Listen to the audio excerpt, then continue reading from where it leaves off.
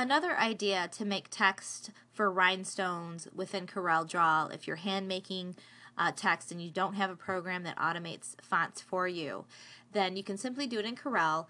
And what I like to do is actually make a whole bunch of circles and then delete the circles to resemble letters. So the quickest way to make a bunch of circles in Corel is to use step and repeat. But before I do that, I need to make sure that I make the correct hole size. It's very important when you're working with rhinestones that you refer to your guide that tells you that if you buy a stone a certain size, that you have to cut your hole a little bit bigger for the stones to fall into place upright correctly. So, for example, if I'm using rhinestones for this design and I'm going to purchase the 5mm size stone, my guide tells me that I need to make a hole size at 5.3 millimeters. So now that I know that information, I can start making my design. So within Corel, the first thing I'm going to do is make a circle with my Ellipse tool. So if you hold your control key on your keyboard and click and drag your Ellipse tool, it'll make a perfect circle. Let go of your mouse before your control key and your circle is made. Now Corel, right now I have my unit of measurements in inches, but I want to make a millimeter circle, just one circle, so I don't want to have to change my unit of measurement back and forth. So if you just type in 4.3 and then put an mm at the end of it, it'll convert it for you. So that's just a quick trick on that. So now that I have one circle that is the correct size, I can make a bunch of circles, and the easiest way is to use step and repeat. You go to Edit, Step and Repeat. It'll give you an option to make a bunch of circles or a bunch of objects on a horizontal or vertical path. So I'm going to start with my horizontal path, so I've just turned my vertical settings to no offset.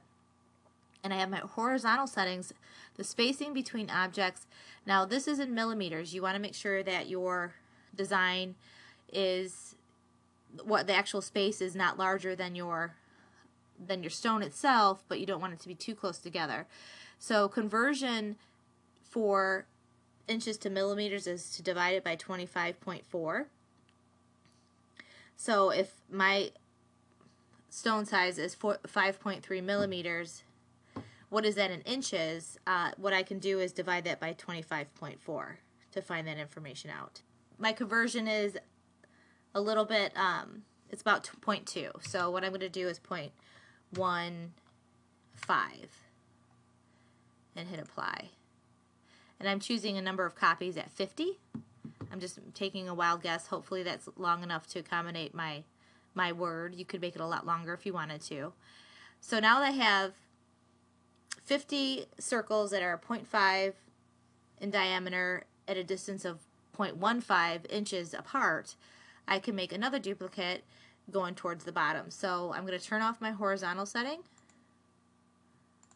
and turn on my vertical. And I want the spacing between objects to be the same.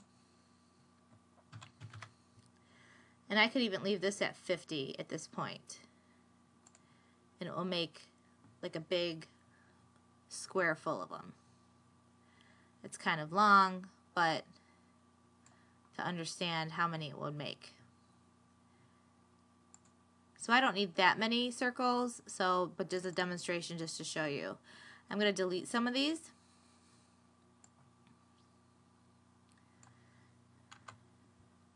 Just so it's easier to see on the screen. So now if I wanted to start to make some text, all these circles are considered their own objects, so I could start deleting some. You could either use a guide or you could just do it by hand. You could say, you know, a J usually, I might take out 3 of these, 3 lines of these, leave a couple lines, make the stem width a little bit bolder and 2 stones width apart. If I wanted to make a U,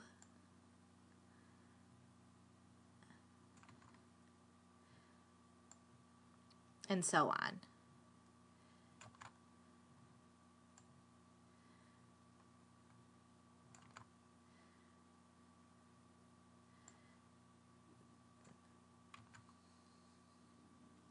just to understand, you know,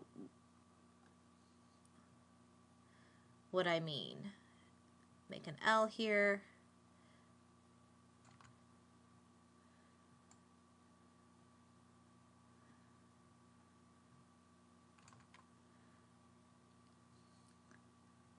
And so on. So that's one way that you could also make rhinestones. And it's, you know, it's a boxy text.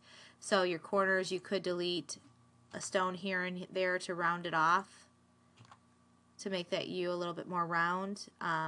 You know, use your imagination that way, but that is another easy way to make text in CorelDRAW for rhinestones if you don't have a program that automates it for you.